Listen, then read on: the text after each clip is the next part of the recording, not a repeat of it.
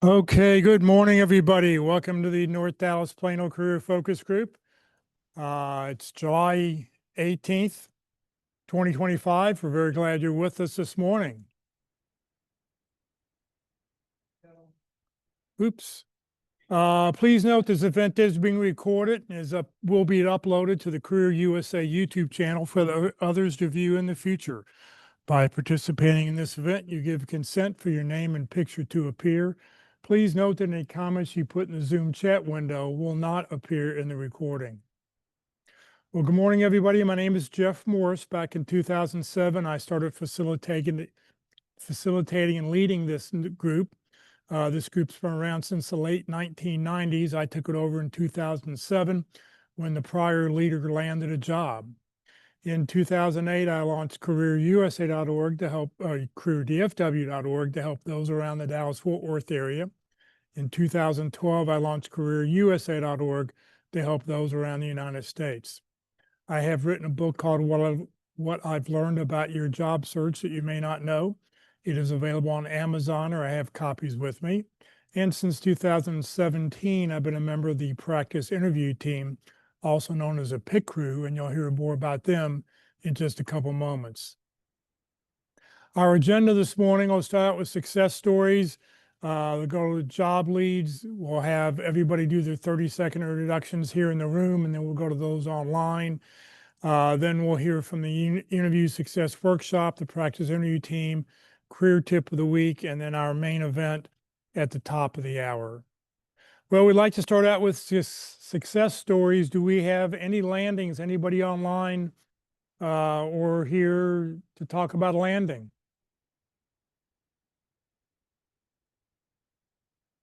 Going once, going twice?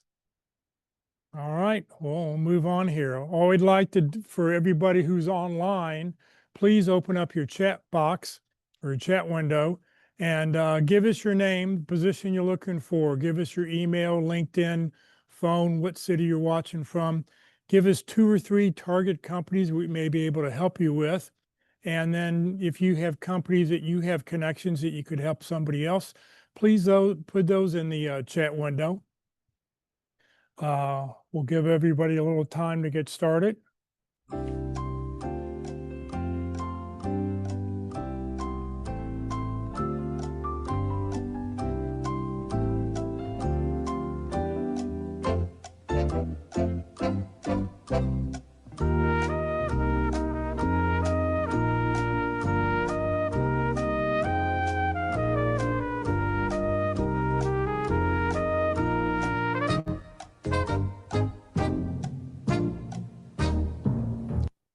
And if you're still typing, please continue, put your information in. All right, we will start out with, we'll get everybody's 30-second introductions. For those in the room, come on up here, grab the microphone, and give us your 30-second introductions. And then when we get everybody in the room, then we'll go get everybody who's online.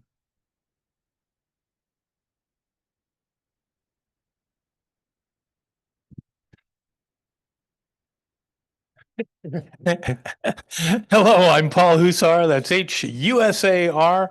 I'm a Director, Vice President of Customer Service or Technical Support. I can help with contacts at LG. I'm Paul Husar.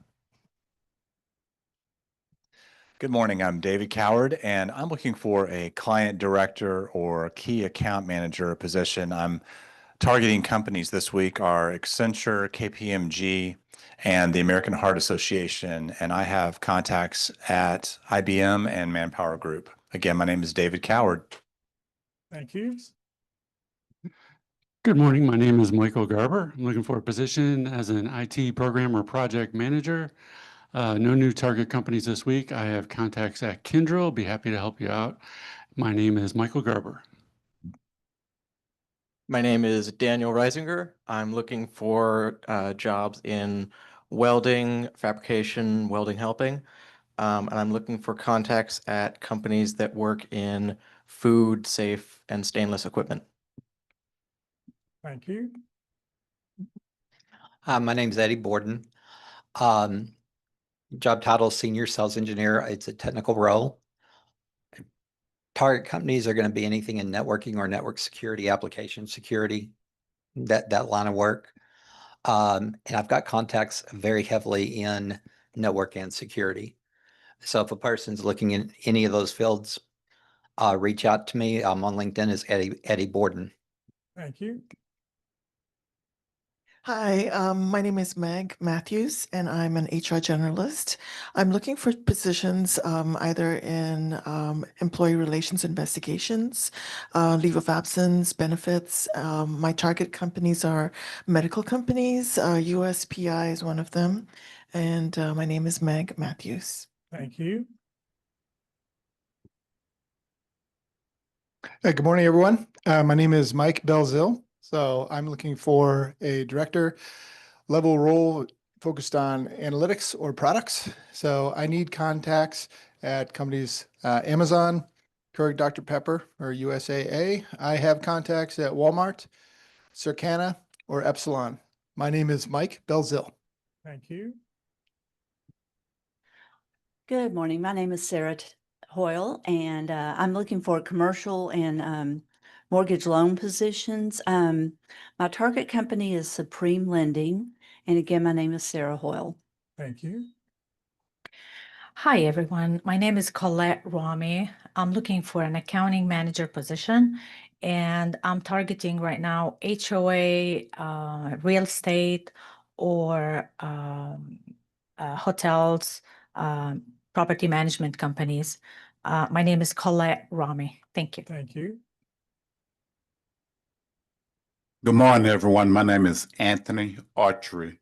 I'm a senior retail operationist and merchandiser. I help companies drive great sales, great profit, and reduce costs at the same time. I worked for Walmart 16 and a half years. Anthony Archery. Good morning. My name is Matthew Bianchin. I'm a business development director. I have contacts at Aramark, contacts at Compass Group. I'm seeking organizations that I can help grow their business. My name is Matthew Bianchin. Thank you. Good morning. I'm Kathleen Dixon, and I am looking for a vice president of sales and operations in healthcare, senior living, or even retail. My target companies are Alta, any senior living, and I have contacts in Discovery and Atria and senior living and a variety of retailers. My name is Kathleen Dixon. Thank you. Anybody else? Somebody just walked in. All right, we'll get them. We're waiting for you. Thank you, Kathy. Hey, good morning. My name is Miguel Castillo. I'm looking for a VP or director of finance, mostly in the financial planning and analysis space. I need contacts this week at Caterpillar and Surf Air Mobility, and I have contacts at American Airlines and Amazon. My name is Miguel Castillo. Thank you. All right, let's go online. Jeanette Bailey. Hello, everyone, and good morning. It's so good to see everyone. My name is Jeanette Bailey. I am seeking an administrative support or office manager position. I am a customer satisfaction champion, a teamwork pro, and a lifelong learner. I do not have specific target companies this week. I am open to hearing about anyone. Again, my name is Jeanette Bailey. Let's connect. Thank you. Carl Hunt. Yeah, hi, my name is Carl Hunt. I'm looking for a recruiter position, either as an in-house recruiter. I have contacts at a lot of different kinds of companies, so I am open to whatever company are hiring right now for recruiters. And again, my name is Carl Hunt. Thank you. Thank you. Callum Keenan. Hi, my name's Callum Keenan. I'm a quality management and process improvement leader with extensive experience in aerospace and defense. I help companies reduce variation, increase velocity to improve the bottom line. I have contacts at Elbit America. Again, my name is Callum Keenan. Thank you. Anita. Hi, my name is Anita Pamplin. For the past decade, I have been an elementary education classroom teacher. Prior to that, I have experience in business, in operations, and data entry management. I'm looking for a training and development manager or operations manager position. I'm skilled at problem solving. I need contacts at action behavior centers is my target for this week. And I have contacts in the Richardson Independent School District. Thank you. Let's see, Steve Rohan. Good morning. My name is Steve Rowan. I'm a retired .NET developer. I have contacts at Fiserv and the VA. My name is Steve Rowan. Thank you. I'm going to slaughter this name. Abiodun.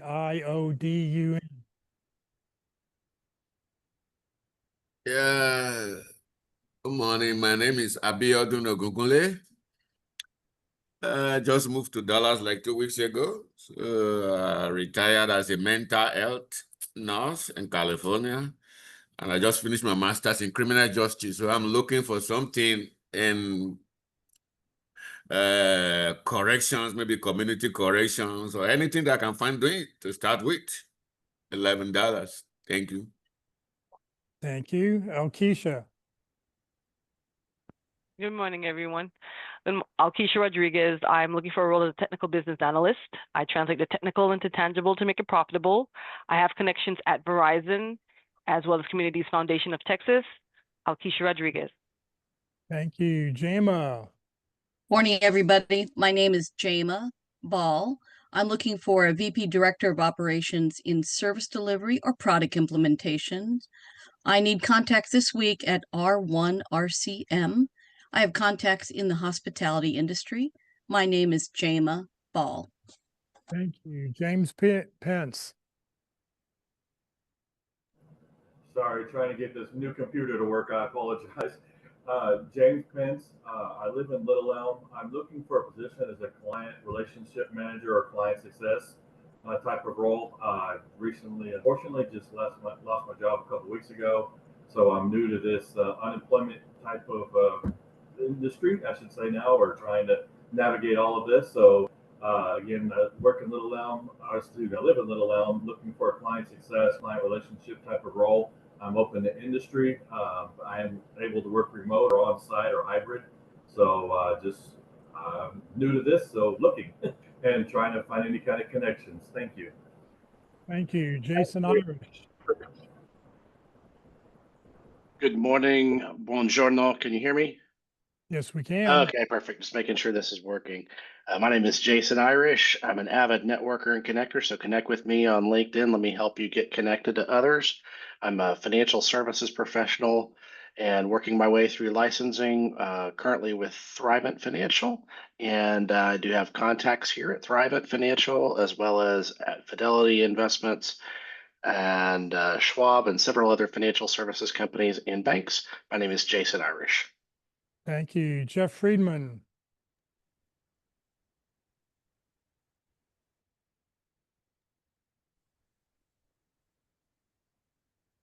Jeff Friedman. All right. How about Jonathan? Sorry about that. Good morning, everyone. I'm Jonathan McHale. I am a human capital management executive. I'm seeking human resources vice president or human resources director roles here in the DFW area. I'm a visionary executive with a deep expertise in human resources, AI, and data analytics. I lead teams of over 1,000 employees or more to deliver customer service to over 1 million customers per year. Again, I'm Jonathan McHale, and coming from the federal space, I do not have any contacts, unfortunately, I can share, given that the federal government is downsizing. So looking for however I can help others. Thank you. Carrie.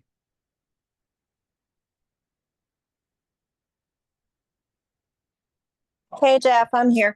Hi, everybody. I'm Carrie Padilla. I'm an IT project manager looking for the same role. If you're new, welcome. If you're in the right spot. I think that was James. You want to go to dfwcareer.org to figure out how to navigate the job search world. And that's all. Yep.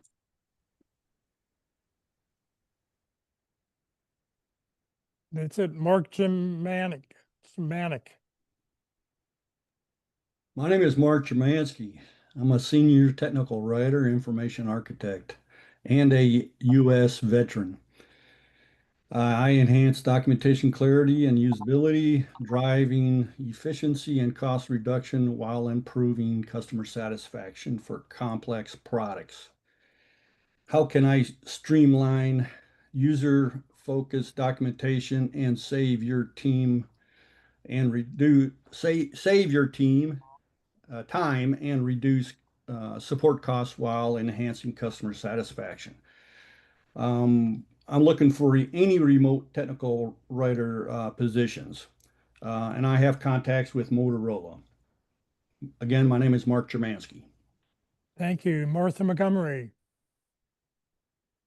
Good morning. My name is Martha Montgomery, and I'm looking for roles as a manager in customer success, SaaS onboarding. I help teams thrive through people-first leadership. I do not have a target company this week. I do have contacts at Hologic, and my name is Martha Montgomery. Thank you. Rosina. Good morning, everyone. My name is Rosina Gallman, and I am your Career Tip of the Week host. I'm looking for a position as a Senior Talent Acquisition Partner or Senior Recruiter position, and I need contacts at USAA, TIAA, and T-Mobile. I have contacts at a variety of different companies, so as I hear them, I'll reach out to you directly. And again, my name is Rosina Gallman, Senior Talent Acquisition Partner or Senior Recruiter position. Thank you. Thank you. Teresa McCoy. Yes, good morning, everyone. My name is Teresa McCoy. I bring great products to life as a trusted and respected product innovation leader by developing and executing robust global product development and product innovation programs. I'm looking for roles that are focused on product management or product development manager roles. My target companies are Cardinal Health, Ansel, or potentially other consumer goods product companies. I'm interested in remote roles. I'm located in the Atlanta area, but if there's anything local, I can go hybrid as well.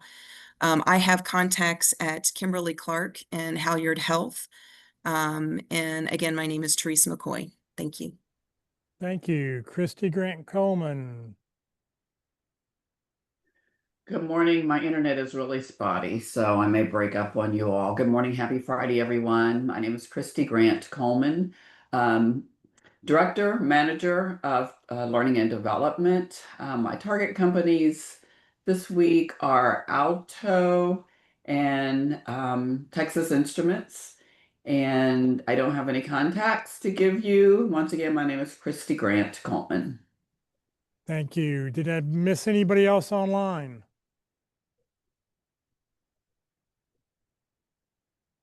Anybody else online? I see we have donuts in the back. Do we have a landing? Come grab the mic and announce your landing. Oh, it's right up here.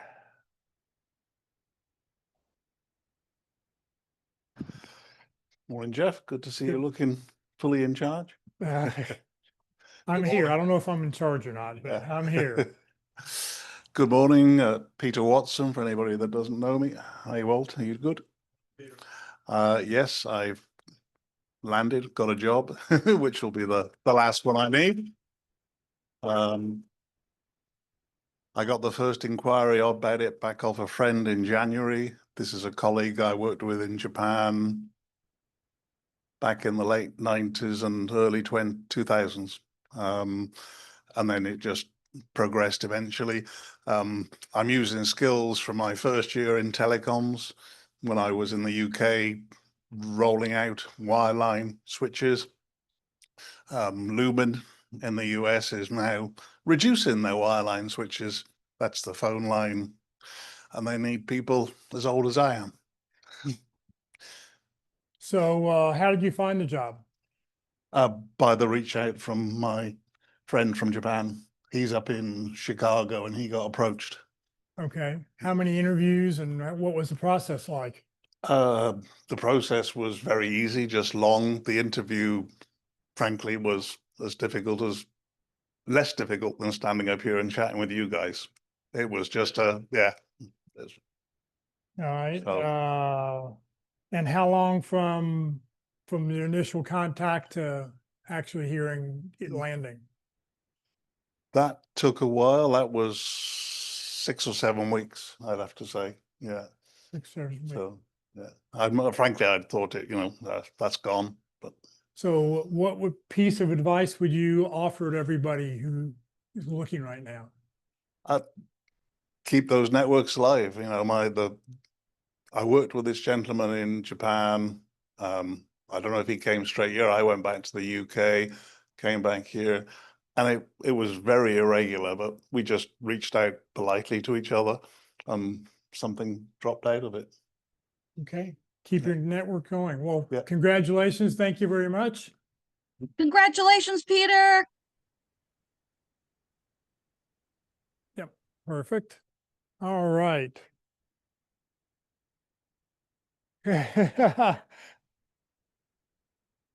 Home office. Good. Okay. Let's hear from Walt Glass in the Interview Success Workshop.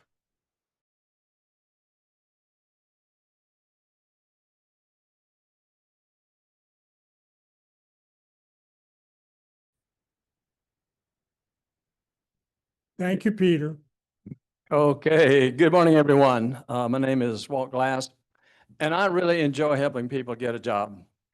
And so I help with interviewing skills, and primarily I looked at interviewing skills amongst all the things we do in job search and say, this is where the rubber meets the road. And so I contend that the best interviewer gets the job. We've heard that the best qualified doesn't necessarily get the job, then who does? If it's not your qualifications, what is? And so I'll talk a little bit about that in the session later on this morning. So I offer the free interview success workshop. I am scheduling again. I'm putting people on a wait list. I schedule a couple of weeks in advance. Be glad to have you participate. It is free. I only do 2 people at a time. The objective is to learn how to sell ourselves. And so it's a learning workshop. It is not a mock interview. It's a learning interview. And so, yes, you get some questions. We're going to cover the 12 basic categories of questions. We're going to look at options and strategies and structures that we might use in order to respond to those types of questions or those categories. And so everything is like, well, it depends on who's asking, when they're asking, and where you are, in the process, what the question is as to, to determine how we answer. So how do we go about thinking like that? Because I go through the interviews and I say, anybody think of selling themselves during the interview? No, I'm too busy responding. So the objective is to get us into that selling mindset and how to do that. So to register, send me a Yahoo. My Yahoo email address is on my banner page, on my LinkedIn page. The About section gives details about the workshop. So you can just send out that email request to me and I'll respond to you and get you scheduled. Be glad to have you participate. Well, in our interviews, do we like being grilled? I don't think we'd be too thrilled. So we know, practice the interview. It's what we should do so that job search would be fulfilled. I am Walt Glass. Thank you. All right, let's hear from the practice interview team. Good morning. I'm Paul Hussar from the pit crew. And unlike Walt, we are going to talk about being mocked. The pit crew stands for Practice Interview Team. We do conduct mock interviews for anyone who's interested in going through the experience. We have a 3-person panelist who will prepare doing research on the individual, the job description, and the company, and we'll conduct an hour interview with someone and give them very specific feedback on their performance and help them improve and better prepare for their next interview. We meet right here every Wednesday at 1 o'clock from 1 to 3. Normally, we're here on the fourth Wednesday of every month. We do have an online session, and that will be this coming week. So we won't be here this week. It'll be online. You can select which interview you want to attend. We have our panelists are experienced managers and experienced interviewers who have both interviewed individuals and who have had to terminate individuals. That gives them a more advanced perspective on how to help you through that interview process. Our motto is practice early, practice often. And unlike me, remember that. Thank you. I'm Paul Hussar. Thank you very much. All right, it's time to hear from the career tip of the week. Good morning, Rosina.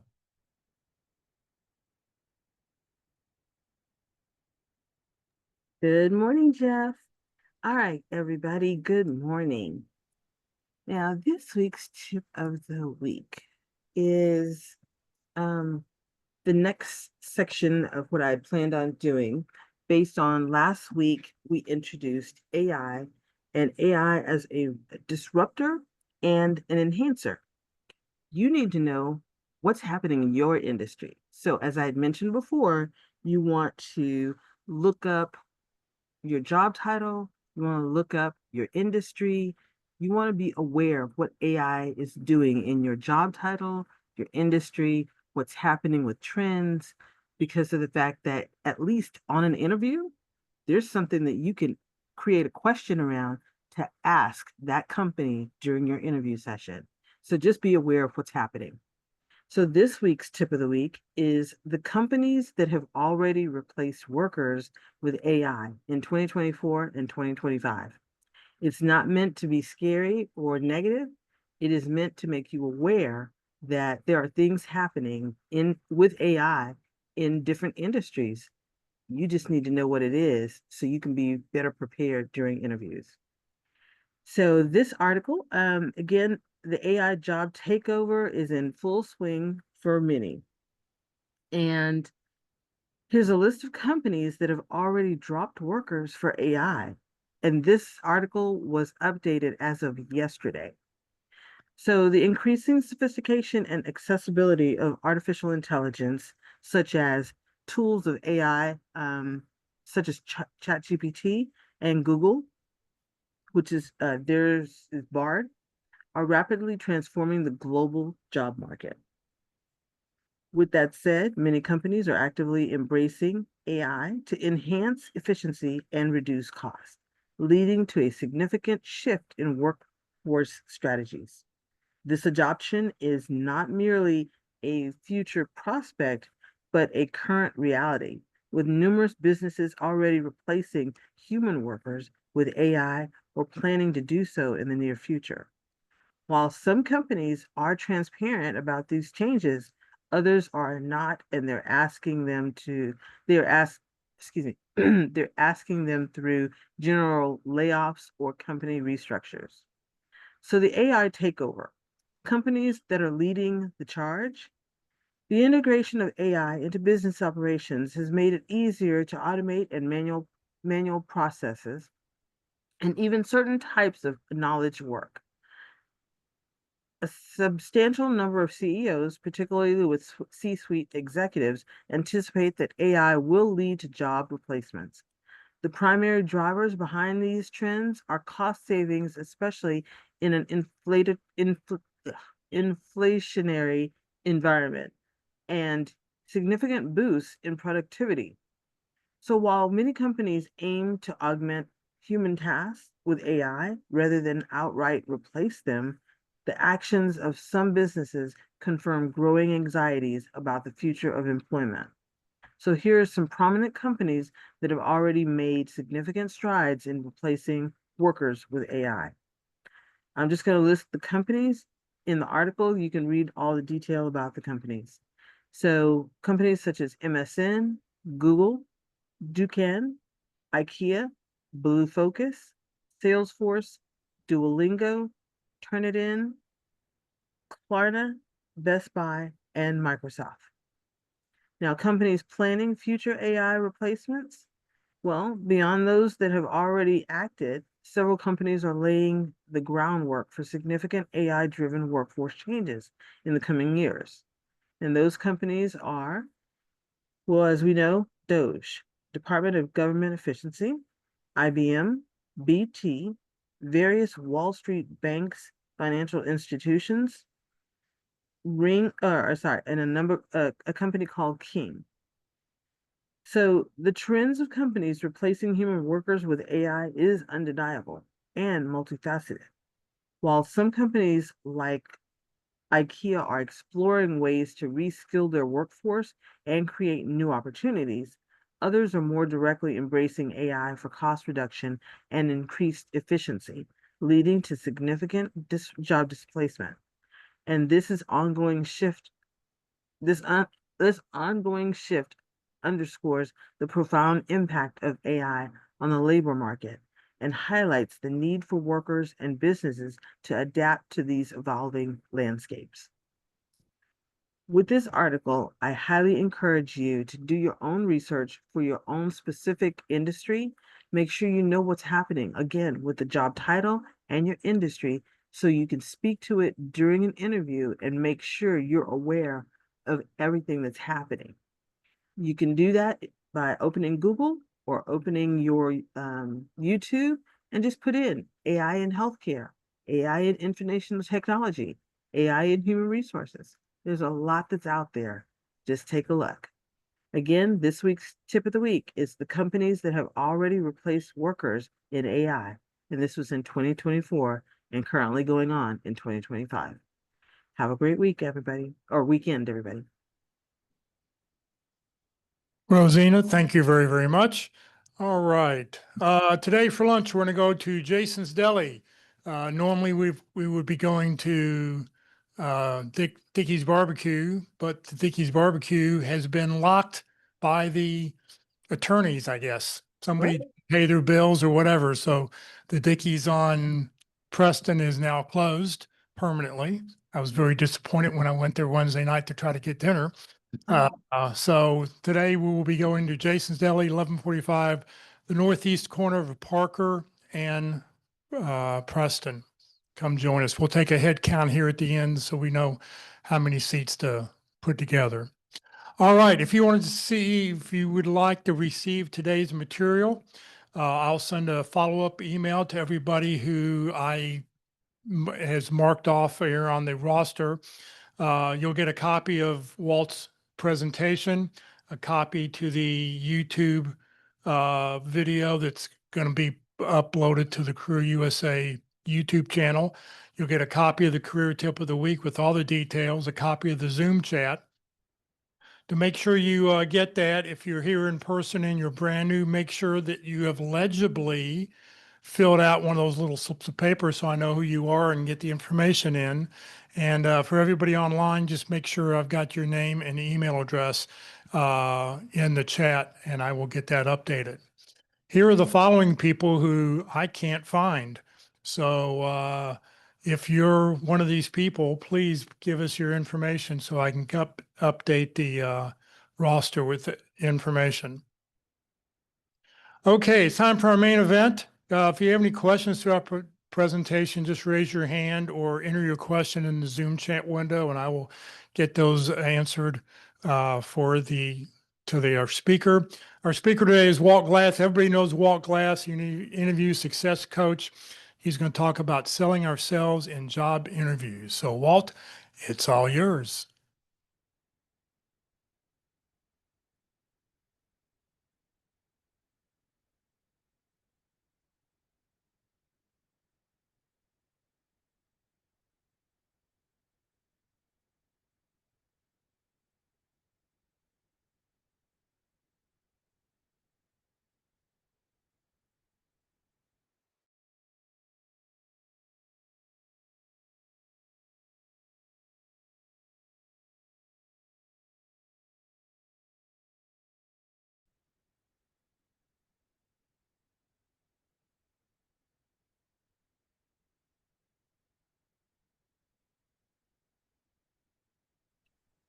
We seem to have lost the sound.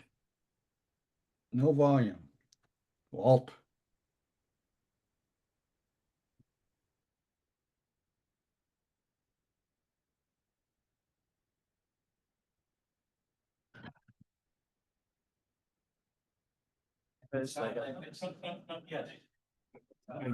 Is it working now? Okay. With my very adept and strong technical knowledge, I turned the microphone on. So I was talking about doing a chat GPT prompt on what are the new and upcoming jobs due to the advent of AI. And you might use that prompt and look. And so there's 23 different jobs came up. They're all different levels, some technical, management, even ethical positions, things like that. So if we want to transform ourselves into the AI world, that's one of our options to look at how we might move into that. Okay, so let's go to today's session on selling ourselves in job interviews. And so here's my background a little bit. Some of you know very much about me. I'm retired. I've been was in information technology for like 38 years, and I did multiple different job roles in that. I was in different organizations serving different clients. It was really interesting serving the legal industry. Lawyers don't know anything about business. and I was having one that said, I don't, you know, it's not, my system's not working. So what's wrong with it? He says, well, I looked at my P&L, for those of you who don't understand P&Ls, and it does not equal my cash balance in the bank. And so I said, are you audited? He said, look, all I do is we have a partnership account, we have an operating account, so I want to make sure there's $100,000 in the partnership account and $50,000 in the operating account every day. He said, sounds good to me. You know, you don't really need to have a balanced P&L, do you? Anyway, so I did different industries, and I came across, you know, looking for a job after, and I retired, and I just screwed up an interview royally. So I said, I've got to do a deeper dive. And so I did that, and I came up with a model of just what is it that I hire people. So when I was hiring, I looked for who they were, their personality, their characteristics, their soft skills, their culture fit. I looked for, you know, could they do the job, or could they learn the job if they were entry level? And then what was the value that they brought in doing those activities, using their skills? And so I said, okay, so my model became the I am, I do, I help model. And that's what the workshop is all about, to help us learn how to say who we are, what we do, and how we can help. So with that, selling ourselves in job interviews. So how many of us think about, you know, that we're selling, or are we just thinking about responding? And most of us are in the response mode. But we also agree that we're in the selling mode. And so how do we sell? So we're going to talk a little bit differently, but would you agree that it hasn't taken very long for things to change lately? Okay. I don't want to breathe into this thing. So, you know, what has changed in, you know, in the last 10 years, the last 5 years, just last year? How about this year alone? And the rapidity, is that a word, of change is going faster and faster and faster, you know, than we can hardly keep up with.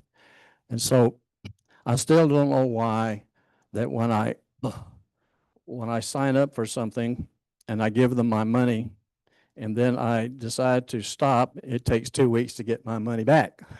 It's fast enough to stop, you know, to do that, but nope, that one doesn't work. But things have changed. So what's changed?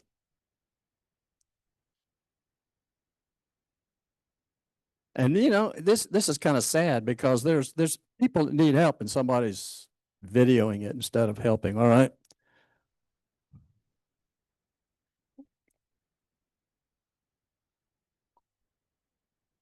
The first time I showed this, somebody said, depends on which child. Huh.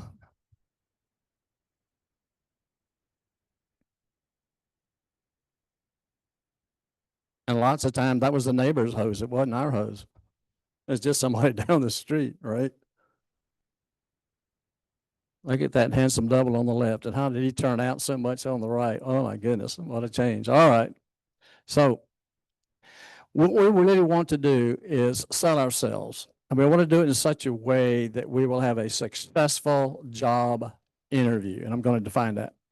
And we want to differentiate ourselves positively from other candidates. So my theory is this: if we sell ourselves, the I am, I do, I help, effectively, and demonstrate I am, I do, I help throughout the interview, we have done our job. You can't go back and say, I should, it was my fault. I screwed up the interview. You know, we've done that's a successful interview. It doesn't mean that you get chosen. It might not be a match. So it's okay if we don't get chosen. But if I've sold myself and say, here I am, here's what I am, here's what I do, and here's how I can help you, and I've done that, we will differentiate ourselves from other candidates because they don't do that. They just respond to questions. So if you agree with that, you're in the right place. If not, go ahead, leave, go do something else, because that's what we're going to talk about. All right. So for selling ourselves, how do we define ourselves? And so I'll put together the model of soft skills, experience, and solutions. Okay. It also includes in that experience how we do it. How we do it is not only what we do, but how we do it. And that's part of the culture fit. So how we do it is both our experience and also our soft skills, combined, right? So why did I decide to be a dog? It was all the job description. So if the foundation is our focus, and we look at these three elements, all are important. Which one do you think is most important? How can I help? Anybody online got anything? Jeff, you can keep me appraised, please, sir. How can I contribute? So how can I help? What would a recruiter focus on?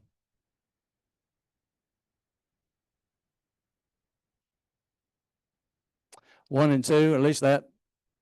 Do you get screening calls? And what do they screen for? What we do. The qualifications. It looks like you can do the job, right? And say, okay, you've done this, you've had this experience. So we're matching a lot of I do to see if we want to continue on to the next step. What about a team interview? What do they want to emphasize of those three?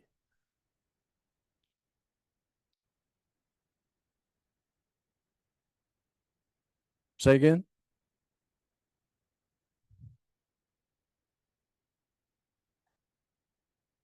I need a microphone so I can hear and understand. You talk nice and quietly. When you get a team interview, they want to know if you could be part of the culture of the team, Right. So they're looking to see if they would like to work with you. Looks like you would be a good person to work with and that sort of thing. That's pretty primary, okay? And they would probably get a feel for, looks like you can do this job. So they would probably look at 1 and 2 more than 3. But we're always selling all 3, okay, when we're interviewing, we're talking. So how about the hiring manager? What do you think their focus is on the 3? Miguel says how we can help. All right. So they're looking at not only about our culture. In fact, they get the word from the team to say, yes, it looks like Miguel would be a good fit here, and get their blessing on the culture side of things. It looked like be a good employee. We'd enjoy working with them. I remember when I worked for a company, it was called EDS back in the time. And when we did team interviews, we answered 3 questions. Would you work for this person? Would you work with this person? And would this person work for you? And you said, well, why did you answer those questions? That's because that's what happened in the organization frequently. As things changed, the organization grew. Sometimes I'd be the boss, sometimes they'd be the boss. I remember one time I was both boss and reporting. So I had 3 managers reporting to me. We were doing an implementation. We were in 3 different locations. So I managed the implementation team in the Dallas area, but the manager of all 3 teams worked in Atlanta. It was a Home Depot account, okay, back in 1985. So I reported to him and he reported to me. So we'd had these phone calls and we said, okay, which one of us wants to start? And we didn't have a problem or an issue with that. There was no protocol. There was no, I'm better than you are. There's none of that. It was like, what do we need to do in the organization to get the job done? And that was the culture of the organization. And that's why those questions were asked. So good questions. All right. So let's go through the top 10 that I put together. There's quite a few out there, but I said, okay, if I were to select 10 things to do in an interview that would differentiate ourselves and make ourselves effective on selling, I do, I help, what would they be? Okay. So here's the top 10. They are in Letterman order, which is least important to most important. All are important.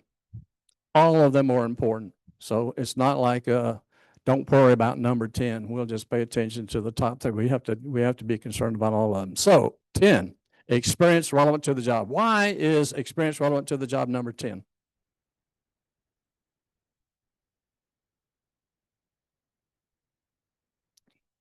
I need a runner, Jeff.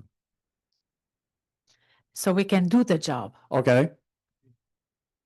Doing the job is kind of like, it's kind of like the entry level, right? Another comment back there? I think it's number 10, but you just assume everyone that's interviewing has the relevant experience already. It's kind of table stakes. Right. Okay. And we have some other comments, but I think they're similar to the same. So I want to press on. If you have any questions, just put them in the chat or raise your hand. Questions about what we're talking about, I'll just write it then. If there are questions specific to interview or interview questions, I'll save those to the end. And we'll talk a little bit about that if you have some of those. So it's our actions using relevant knowledge, expertise, education, and certifications, etc. We are certification crazy today. We put a man on the moon without a single certified project manager, but today, sometimes we don't even get hired. If you don't have certification listed on your resume, it's not even considered an option for them. Question? I know why it's number 10. You know why it's number 10? Okay. State your name, please, sir. Oh, this is David Coward. I agree with the number 10. I think one of the things that's interesting about how things are rapidly changing is the job market today is so tight. Companies are restricting the number of positions that are opening. There are more people that are competing for it.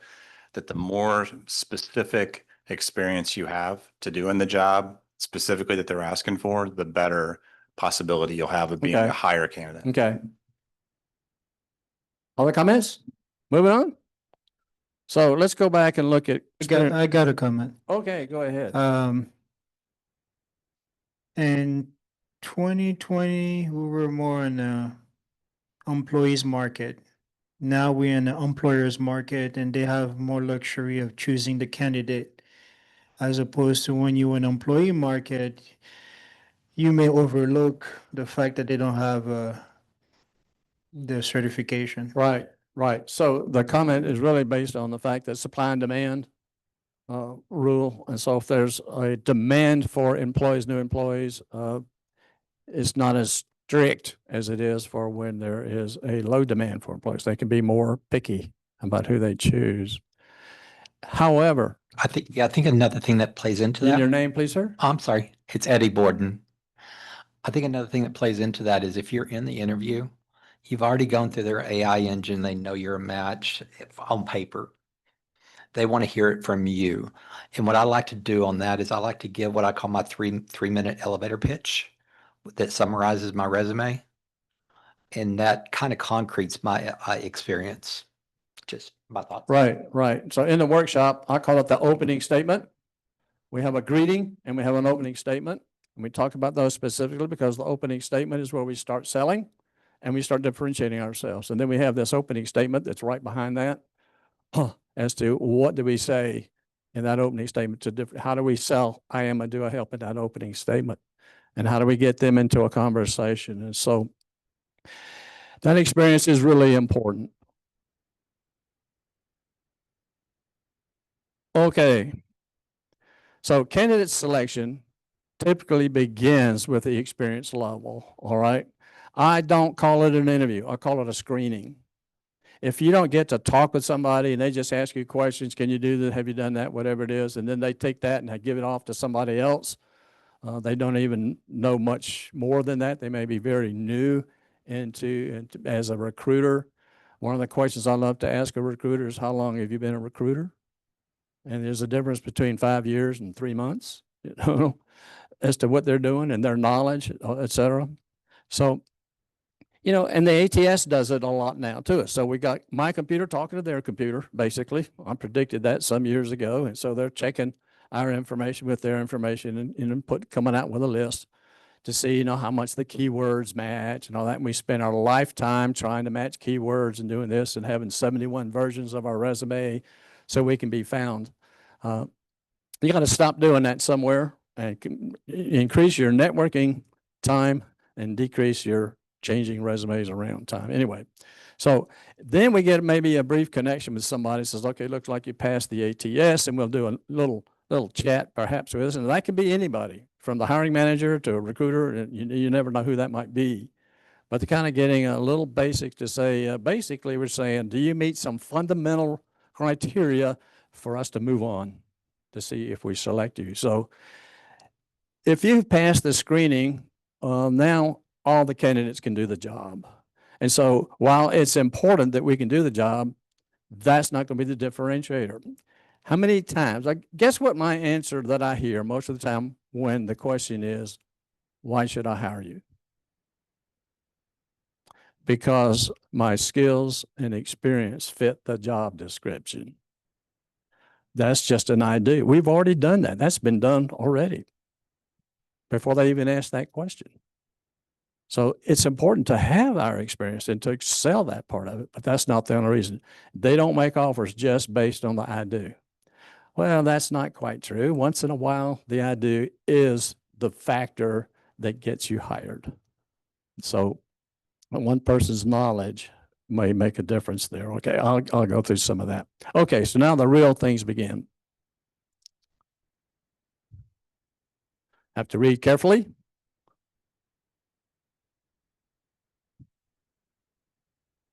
Number 9, video interviewing. Well, here we are. Now we have to look good on TV, but it's going to be part of our job too. Now, instead of just a tool to have interviews and make it easier for companies to interview us, it's hard enough to schedule 3 people to get together for a team interview today. And so we're all located all over. So, you know, Zoom and team meetings or whatever software they use to do the interview is very, very handy. And it's helpful to them, and they can record it and then other people can watch it. So now we have the one-way videos where there's nobody there to ask questions and we're being recorded so they can look at that. So all that's going on in the video part.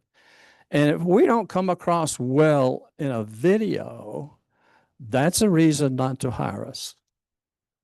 So we want to practice doing that so that we are comfortable using video technology.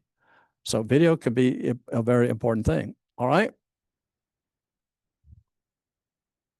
So what are the top 3 mistakes that we make in video interviewing? Anybody online?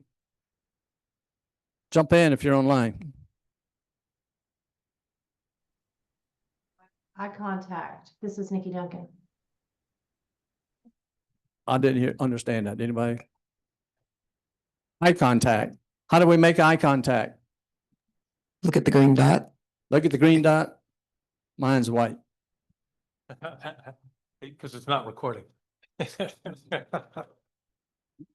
Okay. My name is Lolita. The lighting can really make the lighting. You look bad. Okay. Your background, your parents, your background, and all that sort of thing. Okay. Miguel's right there. Well, I guess checking that the system works and being on time, you know, you have to be ready and, you know, at the time of the interview. Right, right.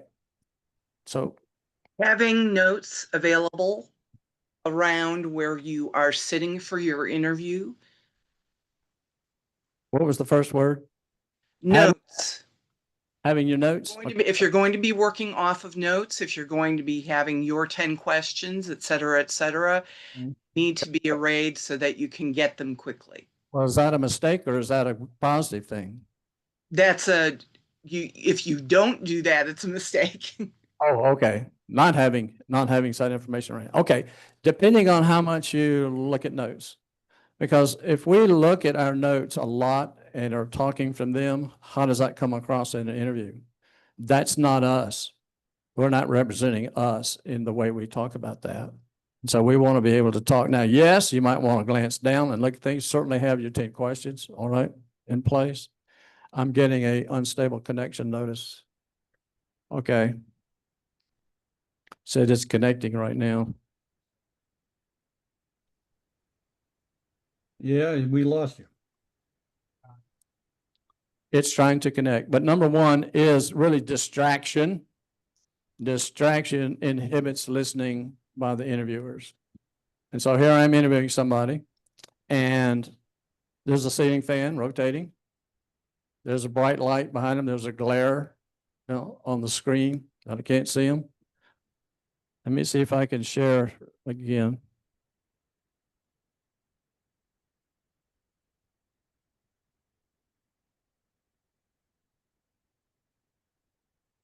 Come on. Can I chime in while you're doing that? Hey. Yes, I've had an AI interview and it would check your eyes to see whether or not it's tracking, you're tracking versus looking at your notes. Yep. Now, there was a system that did a lot of facial expression analysis, how your face looked, all that sort of thing. They kind of stopped doing that because they were using all men as models to compare against. And so they said, we're not hiring any women. And so they stopped doing that because, what you get in, what you put in, and what you get out was different. So yeah, it can do that. So all we want to do is be ourselves. And to make that connection with people, we have to look into the camera. So if I'm looking into the camera now, I'm looking at the people online, and otherwise, I'm looking at the rest here. And so I'm not really connecting as well with the people online as I am with the people in the room. And so we don't want that listening. One person had a team interview, and they all started chuckling. He says, "What's funny?" He says, "Your wife just walked behind you, and she's not wearing any clothes." Worse than the dog barking. I heard she got the job. Okay.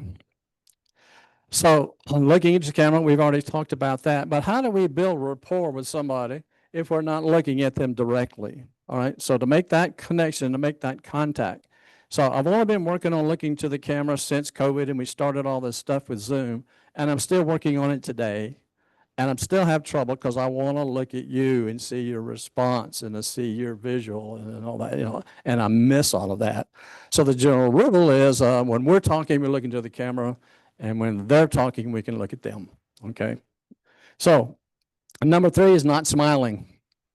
We are so serious sometimes in an interview. Are you having fun in your interview? What do you mean, Walt? Having fun? That's crazy. Oh, no, it isn't. Are you prepared? Are you confident? Have you practiced? Have you gotten to the point where it is fun? If you feel competent, you feel good, I can talk about it. I know what I'm doing. I feel good about my stories that I can tell, et cetera, all that. And I'm going to enjoy meeting this person and looking at it. And when you feel that way, you're going to smile. And so serotonin and dopamine kicks in and we feel better, right?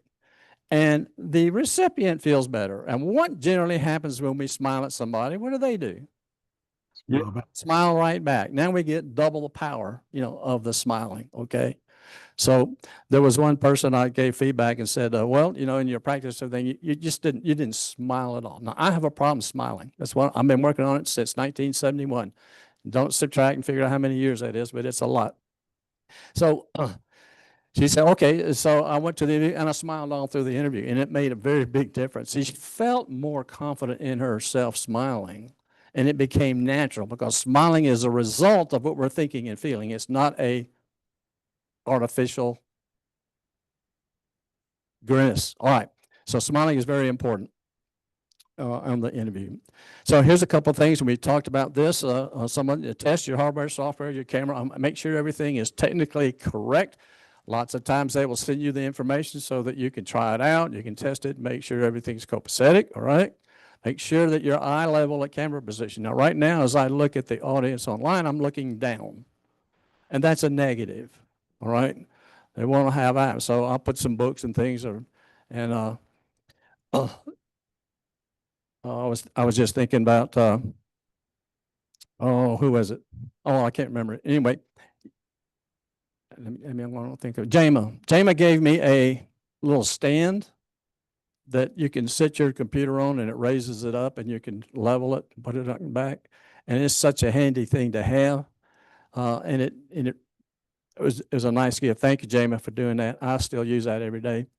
So anyway, make sure you're at eye level.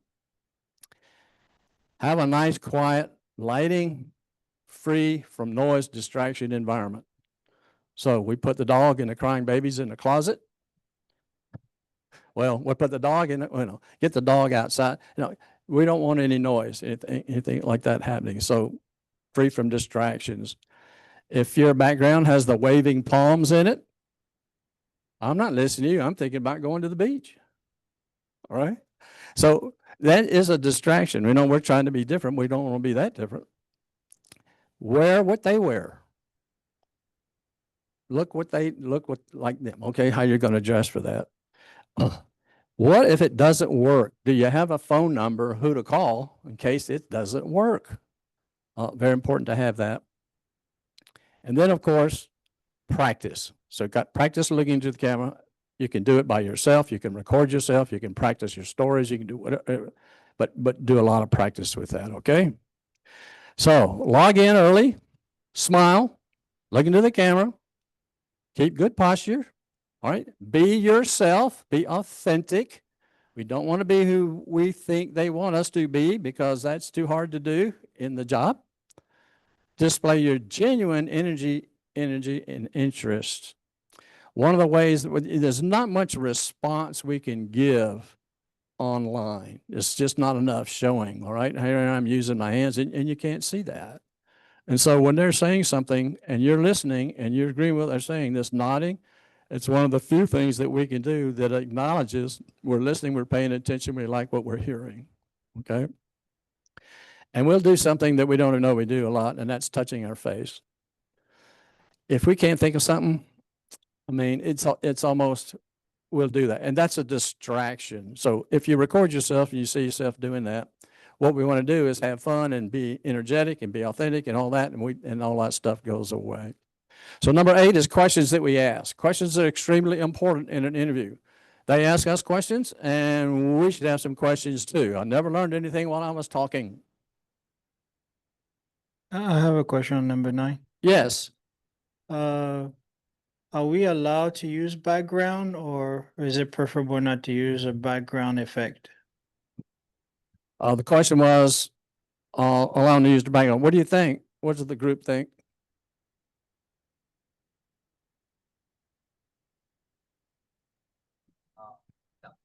I would say the answer is no, because of the distortion. Another thing that affects distortion with the camera is if you're in a room with a window and that window's open, the natural light over compensates for the room light. You're better off with room light only, or if you've got a ring light that you can put in front of you and direct light towards you, that's going to give you the best view. Yeah, you were talking about making sure you're seeing good on the camera. I like your suggestion of books to get it up to eye level. Literally try to put your eyes in the center of that screen. And once you have your eyes in the center of the screen, if the lighting is good, and if you got shutters, I've got wood shutters in my house, I shut them. I don't want any sun coming in that room because it really does mess with the camera. Also, the cameras that are built into these cameras suck, or laptops suck. Get a cheap little webcam, put it on top of the screen. You're going to look better.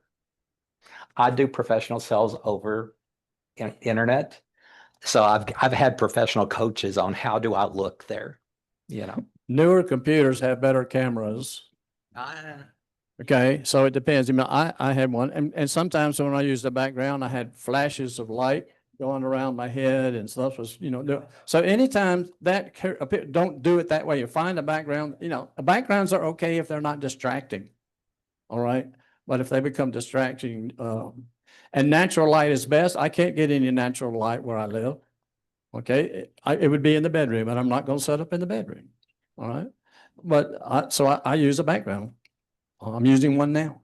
All right. So, okay. Questions. I never learned anything while I was talking. So we want to ask questions during the interview. Okay. Wait a minute, Steve, you had a question? No, it doesn't happen often, but if you have to show something on the camera, then having the background is going to really mess you up. Because it's not gonna show what you're trying to display. Like if you're trying to show a book or some notes or a picture or something, not everybody has to do that, but some people have to work visually and it messes it up. Okay. I think my video might be showing your name instead of my name. Is it good? Okay. Says you're talking. Okay. So the traditional model is, they ask questions, we answer questions, and we hope they call us. How's that working for us? We're getting those calls? Not that often, right? So we like to do something else because we're saying, okay, I answered the questions, and so they have the responsibility to select us. So I suggest we use a strategic model. This is where we're having a conversation. They have needs. We have ways that we can supply those needs, and we can demonstrate. We have accomplishments to talk about how we can solve those needs. So it goes back and forth. So we are selling. It is our responsibility to sell ourselves so that they will choose us. That's a different mindset than just hoping they will choose us. So it's my job to sell myself to you, to show you what I can do, who I am, what I do, and how I can help you, and to demonstrate that through the interview. And that's a different mindset of doing that. We end up being in the sales mode. Now, I was fishing around the internet and I found George Wright and I interviewed him, and he had several quotes that I thought would be appropriate to include here. So he says, I want to see if you've got any questions for me. Why? What's the importance to George? It shows your insight and it shows what's important to us, to them. Okay. And that means our first question is our most important question. The most important thing we want to know. So if the first question is, tell me your benefits, which nobody asks, we don't do that, but that says, the benefits are, well, guess what? They're pretty important, right? But not now, So what's the most important? So what is your party? So if you only get a few questions in, you're asking the most important questions to you about that particular job, that particular company, et cetera. All right. And we're graded on them. We are graded on them. So we're evaluated. So what do we need to know? So do we have that prioritized list of questions? Are they geared towards the job, the company, the industry, the interviewers? And so if I'm interviewing Carrie, welcome back, Carrie. She was both online and in person. She's a woman of many talents. But if I'm interviewing Carrie, then I want to know more about Carrie. So I'll do my homework. I'll try to find out about Carrie however I can through informational interviews, all the people that know her, LinkedIn, whatever it might be. All right. I want to find something in common that I can talk about. You went to SMU? Yeah, I did too. All right. So we both went to the same school. So we got an instant connection there. All right. Did you graduate? All right. So how do we mix these questions up? Well, 50% of them I call generic. It's like, I don't really like tell me about the culture because it's awfully open. I like specific culture questions rather than just a very open-ended question about it. What about the culture is important to you? We'll talk about that in a second. And then there's what I call the company specific. So I noticed that I was listening to the earnings report from your CEO that you had on your webpage on your latest quarterly report, and he said we need to find products with a higher margin. So what are we doing about that? We, as if I'm already working there. Why would I ask that question? I'm in product development. That's what I do. I can help you with that. Or I saw this, or I was talking with somebody. So I lead in with company knowledge that asks a question about something. Okay. And that not only demonstrates our knowledge, but what we're interested in to finding out about that particular job in that company. That's huge. That's so much different than sitting there just answering questions. Now, we may not get that opportunity.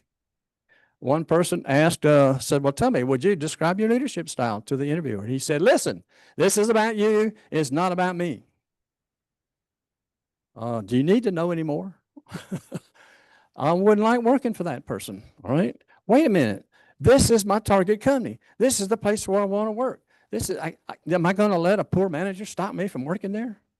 They don't last forever. So maybe the job still is, well, if this is my entry level, maybe this is the best way I can get in. So it all depends on your situation, what's happening, what's going on, right? All right. We want to stay on their agenda. So we have to be careful about asking questions. Some people say, you get into the interview, the first thing you do is ask a question.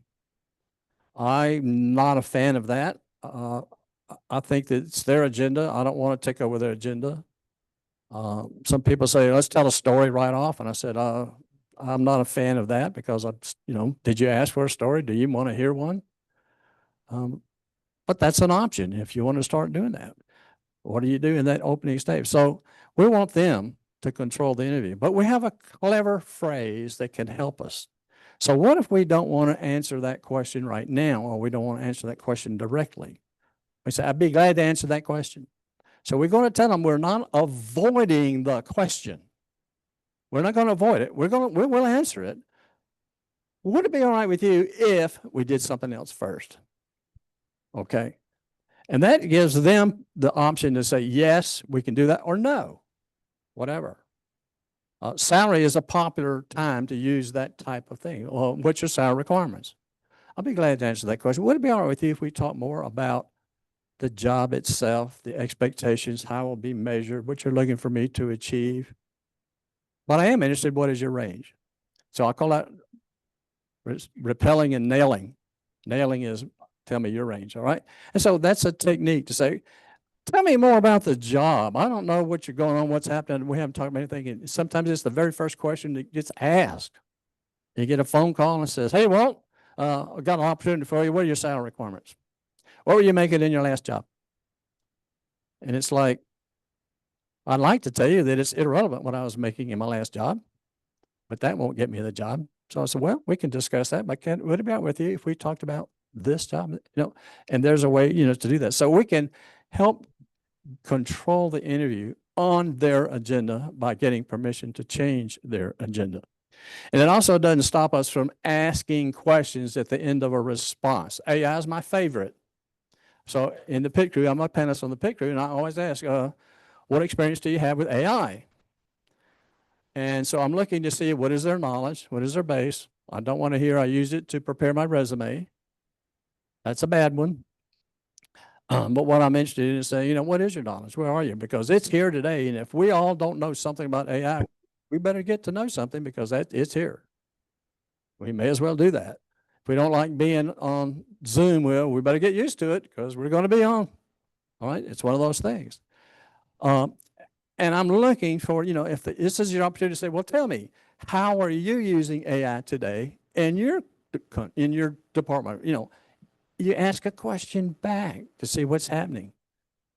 Great time to ask questions. Sometimes some people call them pop-up questions, but when they ask us a question about a different area, well, that's one of the questions I want to know more about. We answer that question that they say to us, and then we ask their question back to them. And that gets us into a conversation, and we start talking about things, and we find it out. It's also telling them what's important to us, right? And what we want to know about, all that. So asking questions, listening and speaking in their frame of reference. This is an interesting one because I was hired out of college for a small company. It was a $3 million, 100 people construction and commercial air conditioning and plumbing service and light commercial construction. So I was on the job 1 week and I went through, was looking at the financials. And so I went into Mac Matthews. My boss was Mac. Now you're not supposed to make changes early. Isn't that the advice we get?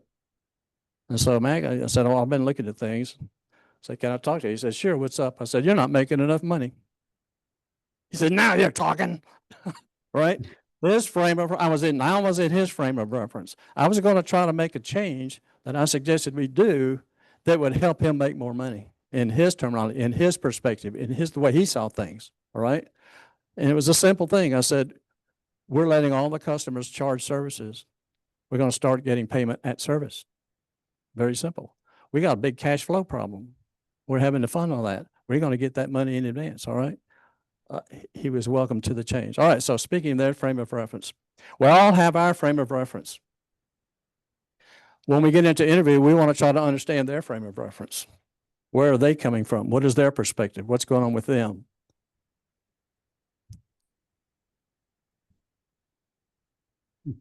Okay. I want to use this question because it's a good example question to use in an interview about frame of reference.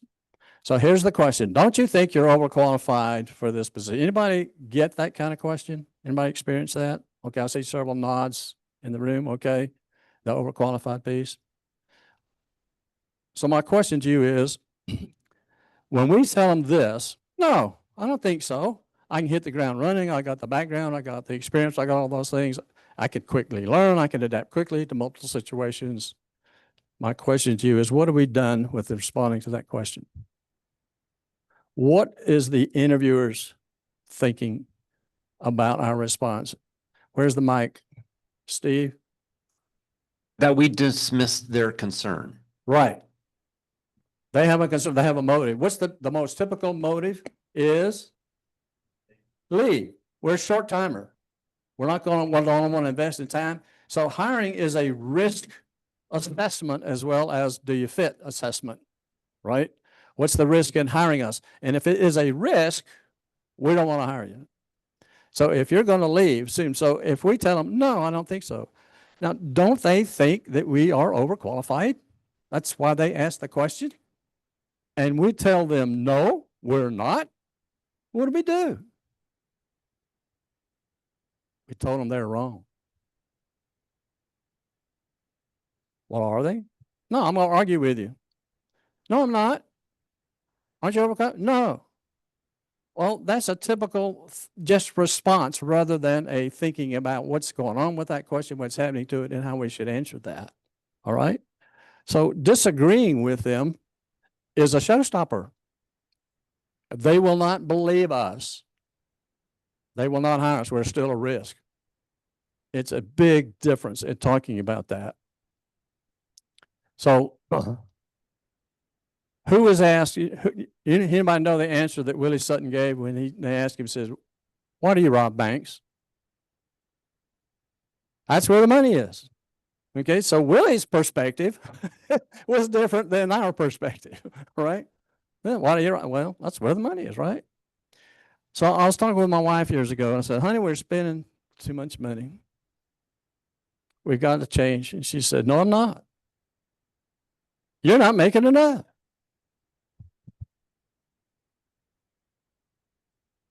There's no need to continue that conversation. I've already lost, and there's no way I'm going to convince and change in the mind, you know. I'll say, this is what's going on. This is what happened. And so she's just serious as she could be. So you're just, and I mean, she was coming from, you know, you could make more money than you're making. You could do nothing. You could be in sales, but I didn't want to be in sales. All right. I didn't want to do it. Anyway. So she had her frame of reference of where she was coming from. Said you could do better. So, all right. I want to tell you this little story. So this is a very close friend of mine, has a grandson. So the players are mom, dad, Gagi, the grandmother, and Bradford, the grandson. Bradford is saying to mom and dad, where do babies come from? They are very upfront with Bradford, and they talk with him. He's got a great vocabulary. He was 11 years old at the time. And so they explained it all to him. He said, well, I just have one question. What is it, Bradford? Does Gagi know about this?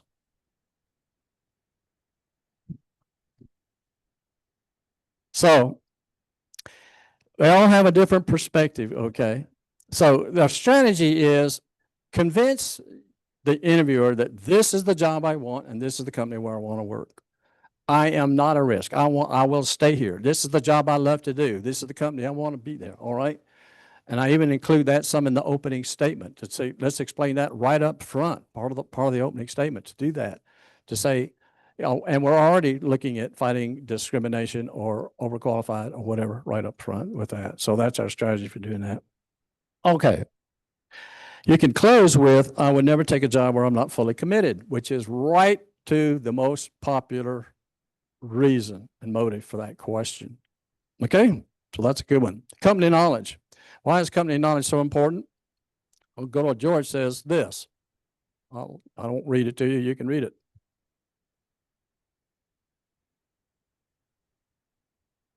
So what's important in that? Find out how the company perceives the job. So that means we got to ask questions. We have to do informational interviews. We have to do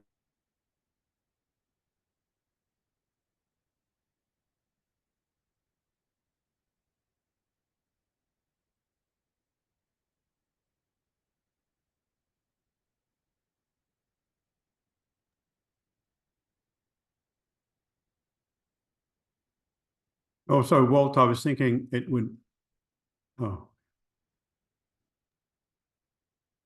We Walt, we lost can't hear your you. Yeah, we audio. Walt's mic. Jeff, we don't have Walt's mic.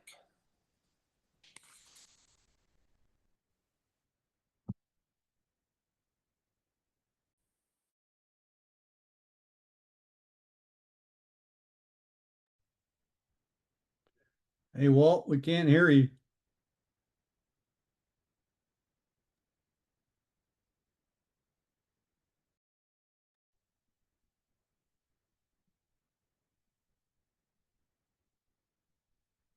Walt must be muted. It says he's muted.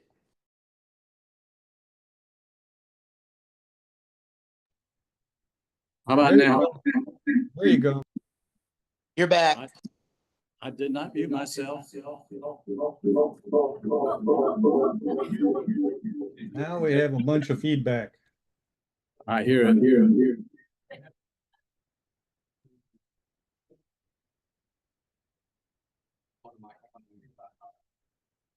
Oh, my microphone. My laptop microphone is shut off. Yeah, still feedback. Right. Is somebody got a microphone on?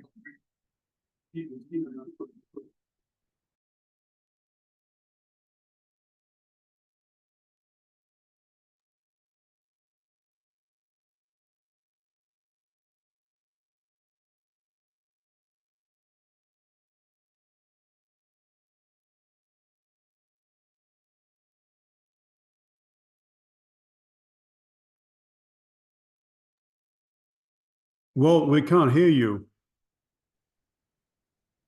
Walt, you're on mute.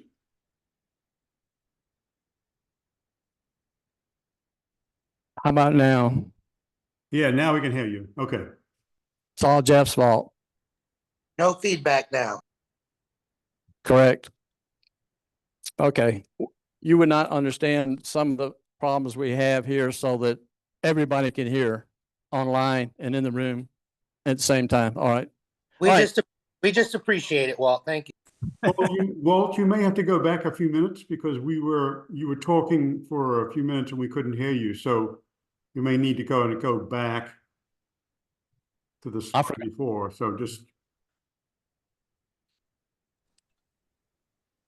Okay, here you go. Right, Well, you see, old Joe worked at the golf course and one guy was playing golf. He said, my eyesight's getting poor, so I can't see where my ball lands. So I said, well, get old Joe to go with you. He's 95 years old. Yeah, he got eyes like a hawk. So he sets up tee time and says, Joe, yeah, come out. And he gets on the tee Saturday morning. He hits. He said, you see it? He said, where'd it go? He says, I forgot. Okay. Same thing for me. So what we're doing for company knowledge is do a dive into company knowledge, learn about the company, okay, and do this. And so this is a guy who hires people. He was the VP of IT operations for the United States Postal Service back at this time when he said that. But why? Because so we can address what they're looking for. So I recommend that after our first response, we ask this question. What are you looking for? What do you want me to do? Well, how can I help you? What is it? It's been 9 months. What have I done for you to say you're really glad you hired me? What are the accomplishments that you want me to accomplish now? What do you want me to do first? Now I'm bringing it back to 90 days. How can I help you now? And each one of you may have a different answer in my interviews as I interview different people. Operations has this answer. Finance has this answer. Sales has this answer. Marketing has this answer. My manager has this answer. The team has this, they're all different. Okay. All right. Here's a lot of places you can do research, and I want to squeeze in AI now because AI has got great possibilities of helping us do research. So Amazon, just mentioned a few things. So if you go out and look at Amazon's webpage, you have to go through a ton of information before you get to the little thing where you can click to look at jobs.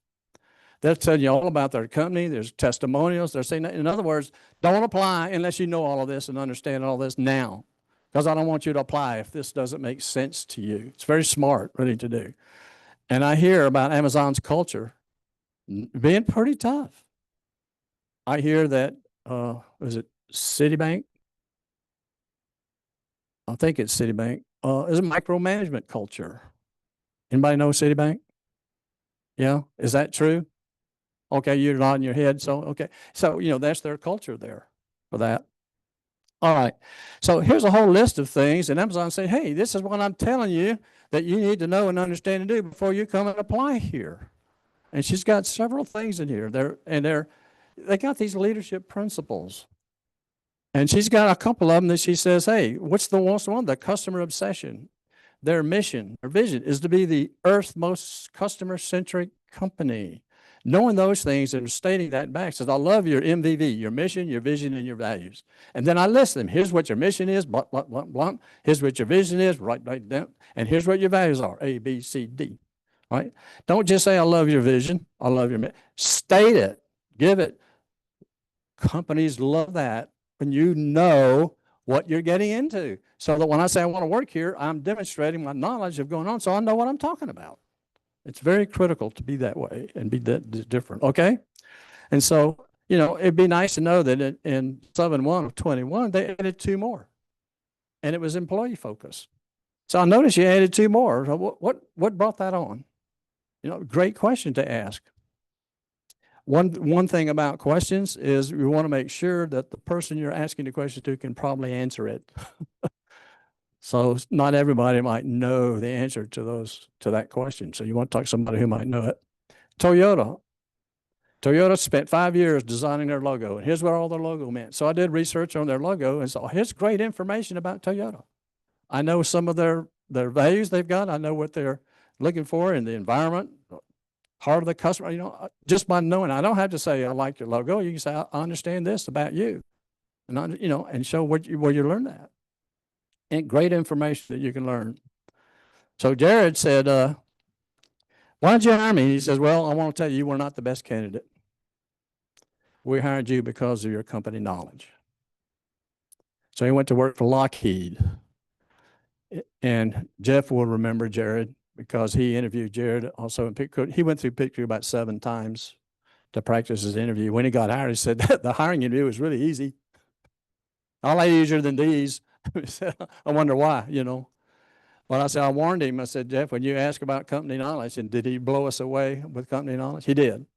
He was excited about Lockheed. He's excited about aerospace. Go look at his webpage today, and he's got this F-14 or whatever the jet plane is, in the background. He loves that. He's not there anymore, but he loved that. And that was the differentiator for him. So company knowledge could be one of the key differentiators that we have as well. So what we can do for them is the next. We all want to move faster. It's what Jack Kennedy said. Ask not what your country can do for you, but what we can do for our country. All right? So do you have a list of achievements? So look back in your history and say, okay, here's my accomplishments. Now I worked for a company for 25 years. I recorded all my bonuses, all my pay raises. I reported who it was. I reported what it was that I did to accomplish that, and I had all that information. And then they had a downsizing, and I took the 3rd downsizing, and they wiped out all my information. All that file was lost and gone. So as we go forward today, make a note of your accomplishments. What was surrounding it? Write your story now for later. This next job probably isn't going to be our last job. All right. But what's the value do they bring? What do those achievements bring? So in resumes and interview statements, here's what it says. I built and maintained successful partner relationships, met sales quotas, increased revenue, profit, and customer satisfaction. All generic. Okay. For example, here's what I did to increase the win rate. Here's what I did to generate additional revenue. And what was the profitability? Anytime somebody talks to me about increasing revenue, I want to know, did it make any money? Because you might bring in $100,000 worth of sales and it costs you $150,000 to do that. I'm not excited. So I ask you, okay, what was the profit? If you have those numbers. So, and I reduced client expenses at the same time. Would you be interested in knowing how I did that? How'd you bring in that much money and how'd you reduce their expense? I'd like to know more about that, right? I increased customer satisfaction 300% over 8 months. Time periods are critical. How long did it take you to do that?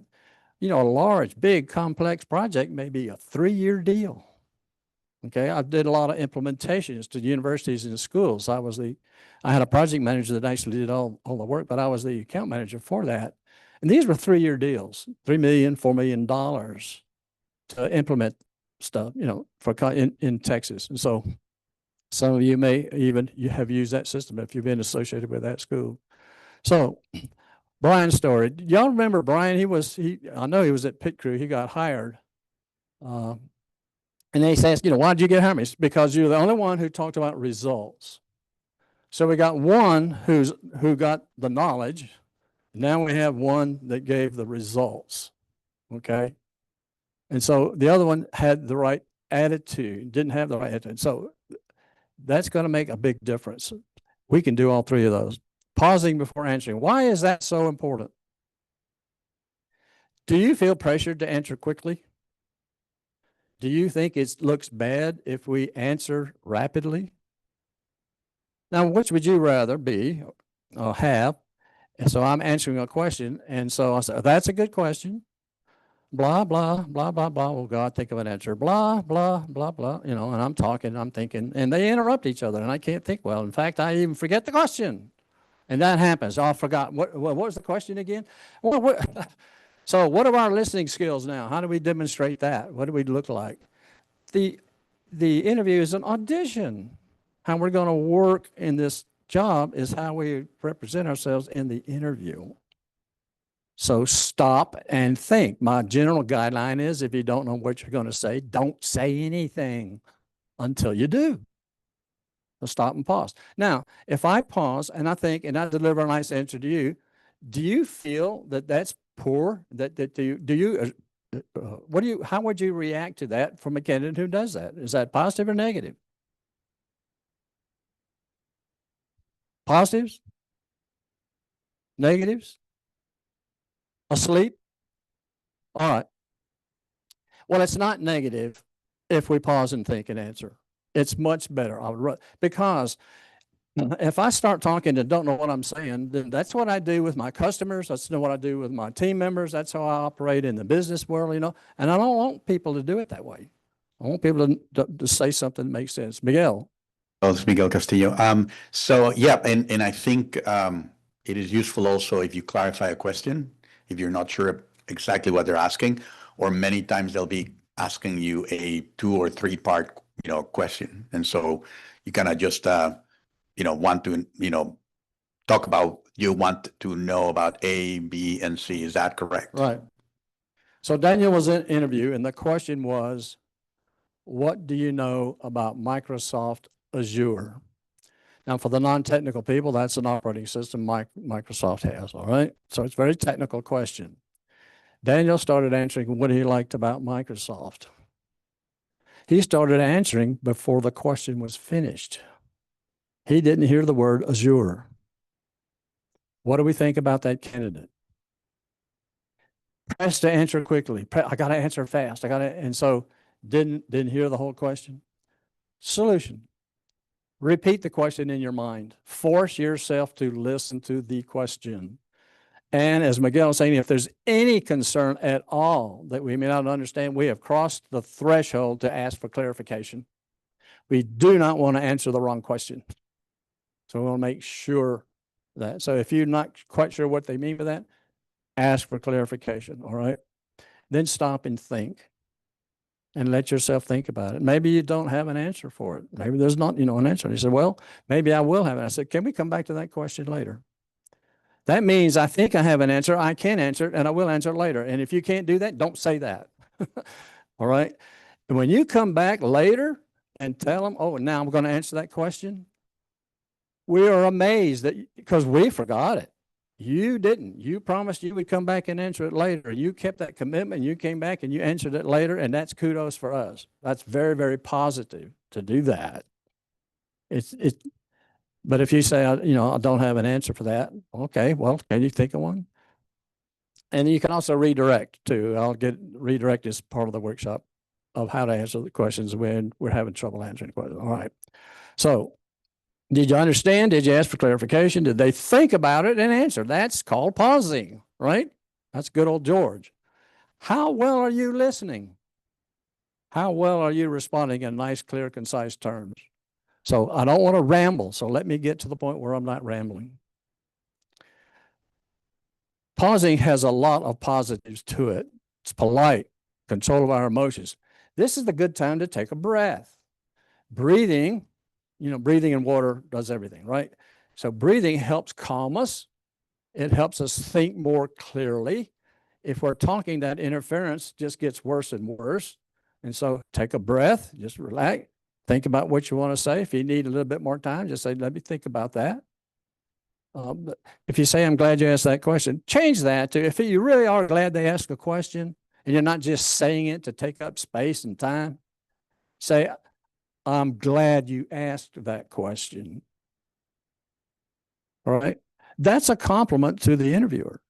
You're asking something that we should talk about in the interview. Is this something we should cover? How many interviewers get compliments? Very little, right? We look thoughtful, confident. We're a better listener. All right. Star stories. Critical. So we're getting really to some that are really critical. Stars are number 3.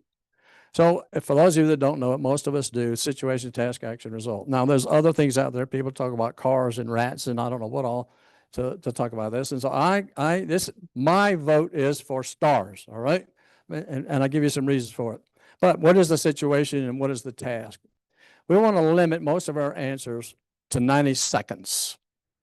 Start with brevity, let them ask for more detail. Okay. So I want to get to this story. So what I did was, so here's how I approached it. This is what I did, first, second, and third. And then as a result, this is what happened.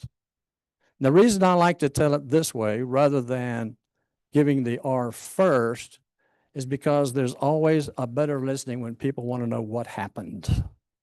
So I had this situation. I had a CIO accuse me of bait and switch on a proposal.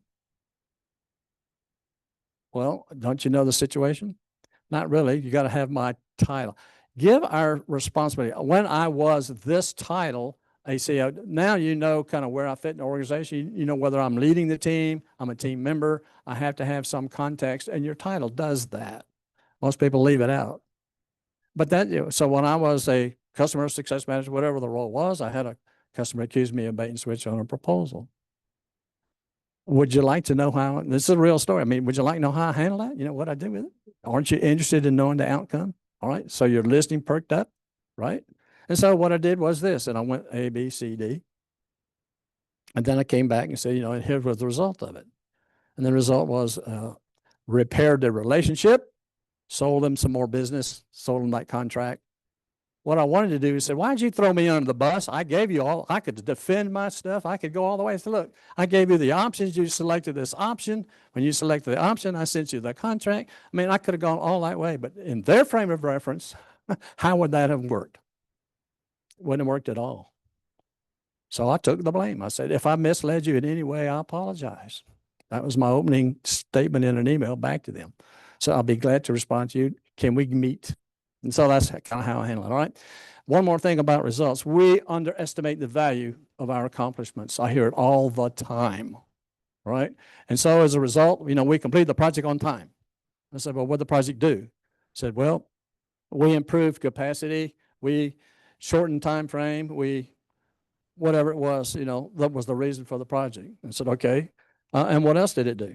How did that impact the company? How did that impact the team? How did that impact vendors? How did that impact customers? Did you get an attaboy? Did you get any recognition? Did you get, what happened? Stop and think about the value, because we generally stop really short of the impact that we have and what we do. All right. They learn who we are, what we do, and how we help. I want to read you a little poem here. I want you to describe this person after I tell you this, all right? When he was in the 7th grade, walking a mile to school, he caused a decision he made. He went to his dad, asked for a bike. Dad said, go get one, not the answer he liked. Visiting 2 barbershops, he asked if they cared to add shoe shine services to their cutting of hair. One said yes, and once joy started to show, the other said no. But what do you know? They requested daily strip center sweeping, and more money he would be gleaning. So each morning he carried one tool, a push broom for sweeping prior to school. Shining shoes on Saturday and each weekday afternoon, the dream of his bike was coming true soon. This is a 7th grader. In 2 weeks to the shop, he made his way with $20 down and $11.75 pays. He bought a blue Swin bicycle and began his riding days. And as he realized work wasn't so bad, it was a few weeks later, he thanked his dad. So now you've heard in one interview category, a poem to illustrate a successful star story. Describe this person.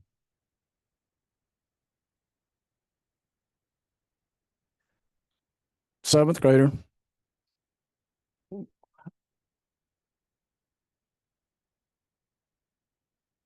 Miguel. Is the a doer and a achiever. Achiever. Okay. Anything online, Jeff? Industrious. Responsible. Accountable. Initiative. Entrepreneur. Business oriented. All right. We demonstrate our values more than we tell them what they are. I'm a go-getter, I'm an initiator, I'm this. When we tell the story, it's telling us who we are as much as what we did and what we did to help because of the way we operate. And so that's how we're going to look at work. We're going to do the same type of thing at work. And this is the way we approach things. This is who we involve. This is the importance of that. Here's the process we go through. Here's how we handle that. Here's what we did. All right. People remember the stories. They don't remember anything else. They're going to remember the stories because that's what happens. And when we start out telling them this was the situation, now, when do you give an R first? There is a time I think we should give an R first. It's called my R star. When they're not asking us to tell a story.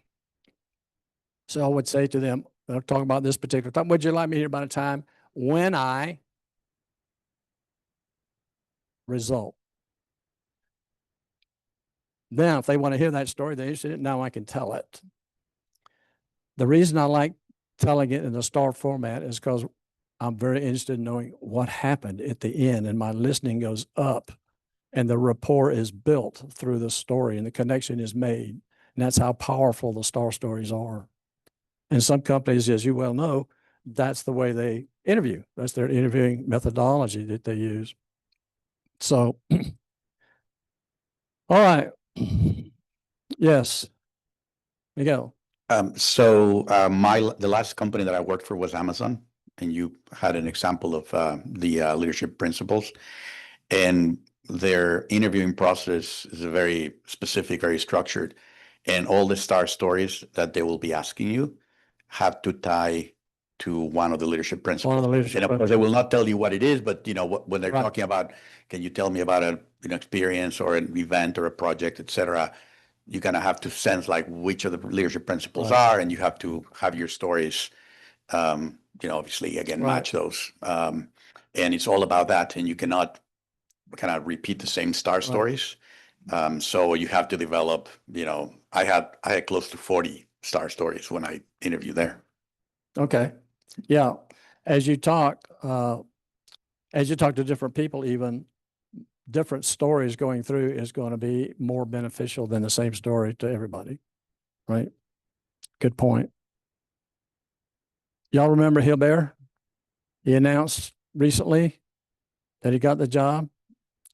Didn't know who it was that I was. I mean, he said, I want to thank, I forgot my name, because he went through the workshop. So I'll remember Hilbert.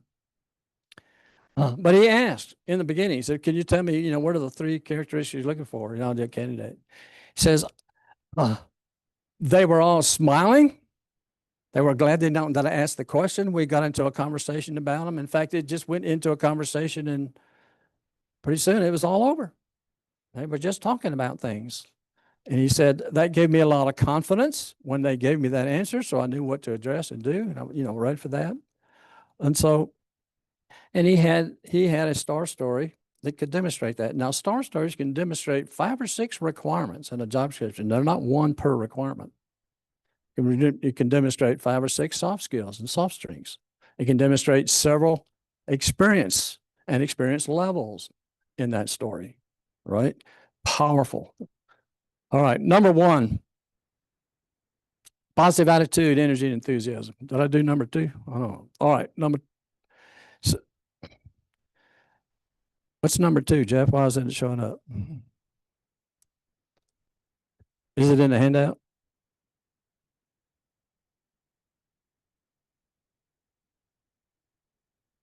That's interesting. The answer is culture fit. Okay, let me skip to culture fit. So culture fit is extremely important, right?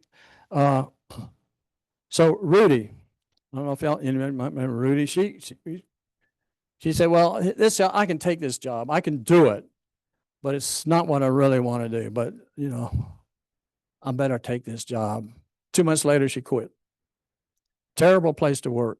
Just terrible. Couldn't take it. Wasn't a culture fit. Culture fit overrides the rest. You can do the job. You can achieve all these things, but it's a bear to work in that organization. So culture fit's pretty important. So you want to have some culture questions when you go in, right? One of the things I used AI to do was to help me generate questions because I had a process that I used, and so I used AI to do the process. And so a prompt went something like this: I'm in an interview, and I want to find out about leadership characteristics and leadership culture. I'm specifically interested in integrity, communication, and something else. So first, define each one of those in a business-oriented situation. Second, give me 3 illustrations of what it looks like in operation. And third, generate 3 questions that I might ask to determine what that particular character is inside of leadership. And so it spit out these, and it came with, okay, here's the definition. Here's what it looks like on the floor. And here's some questions you can ask. It came out, and you can ask 4 questions, 5, whatever number you want. So I asked for 3, and I didn't like the third one. It says, tell me about a mistake you made. I'm not really feeling comfortable to have a senior leader or somebody tell me about mistakes. But I might ask, when did you have trouble keeping a commitment? Or when did you ever have to break a commitment? Or something like that. So it gives you some suggestions for questions. All right, so the culture fit is very, very important, and it will override everything. Sorry about leaving it out on my slide. I don't know what happened. That's an operator error. But number one is our attitude and energy and interest in the company. What percent of the hiring decision would you make for a person's energy, interest, attitude in the job and the company? What percentage numbers would you give me? 75. I got 75. Got 75. 75. Do I hear? Got an 85. How about online, Jeff? No comments online. All right. I've had one time somebody gave me a 45. All the rest of the time it's been above 50%. So that's a few hundred over the years that I've been asking that question. And so, Walt, you're telling me that just my attitude and interest and enthusiasm for the job in the company has the most significant differentiation for hiring? That's what you're telling me. If you have that going in, your interview is going to be different. If you're excited about the job, you're excited about the company, you're excited about meeting the person, you're looking forward to talking about the opportunity of the job in the company. When you walk in, as opposed to, please God, help me answer these questions. That's going to make a huge, huge difference. So that's Hilbert's story. So here are, I left off number one. I don't know what I did to my slides. I screwed them up. All right, so there's the 10 with number one being attitude and interest and enthusiasm. There it is, culture fit. They're just out of order. All right. I'm not going to go through it. Determine your values. What's the ideal culture look like? And then ask questions to see if it fits. Do you have a target? Do you know how you like to work? What questions would you ask to do that? I'm going to skip all these. Leadership. And there's the prompt. I just had them out of order. apologize for that. And so here was the answer that it came up with. So you're getting a handout and it's got this prompt in it. And you can put in the 3 or 4 characteristics of leadership that you're interested in. What do you have?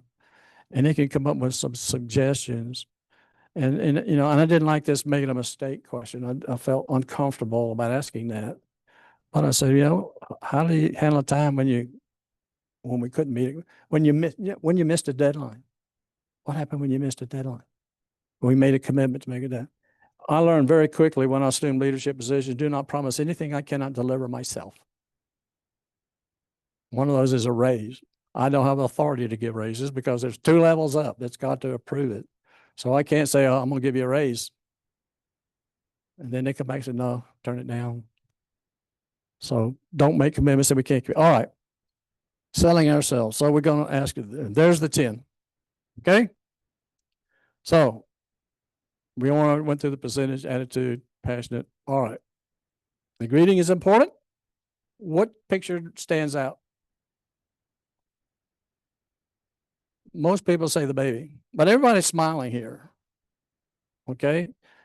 Does anybody not feel good looking at a smiling baby?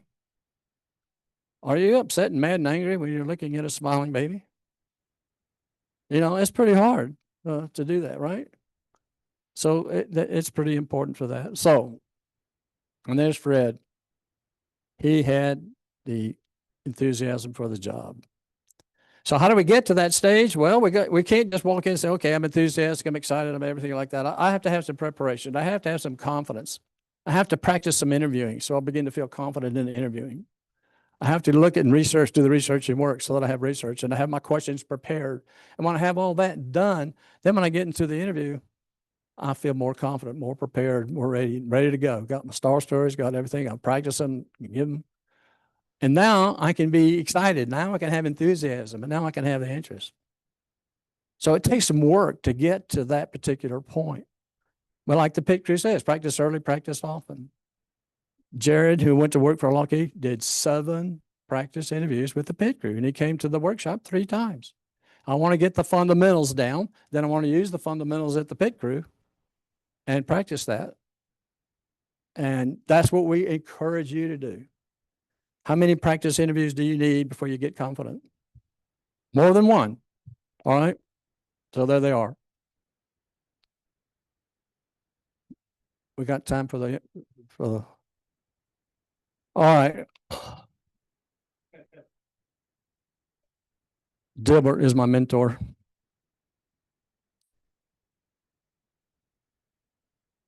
Okay. Jeff, you're on.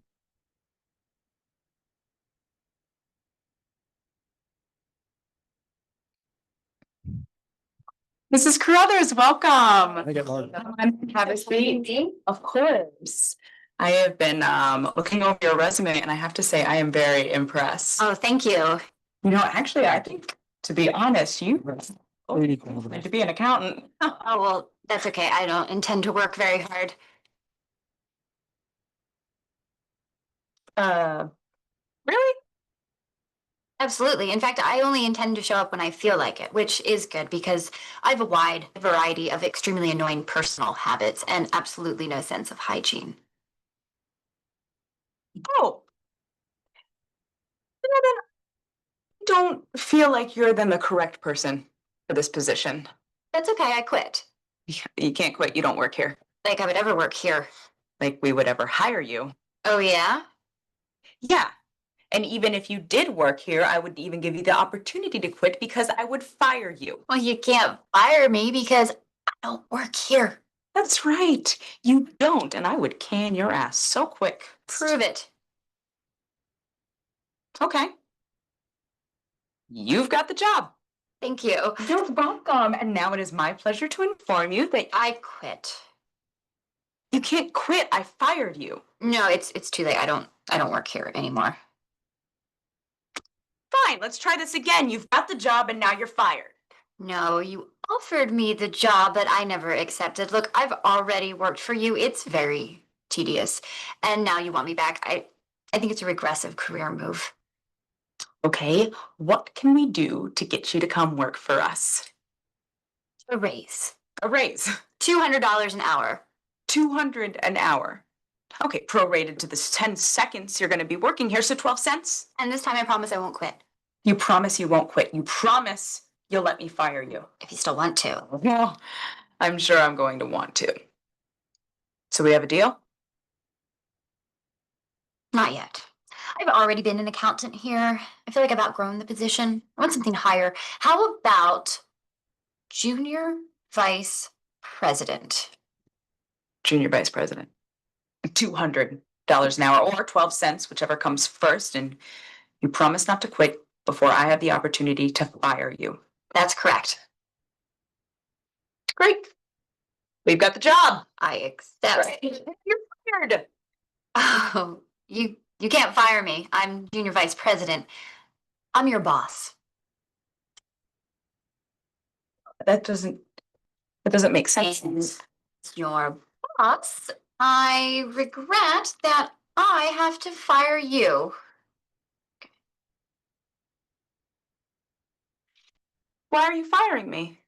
Well, I can't help but notice as head of personnel, you've been hiring some very strange people lately at $200 an hour for me. What am I supposed to do without a job? Well, we do have a new position opening up in head of personnel. Do you have any experience? Bless you all. Good luck in your job search. Let me know if I can help you.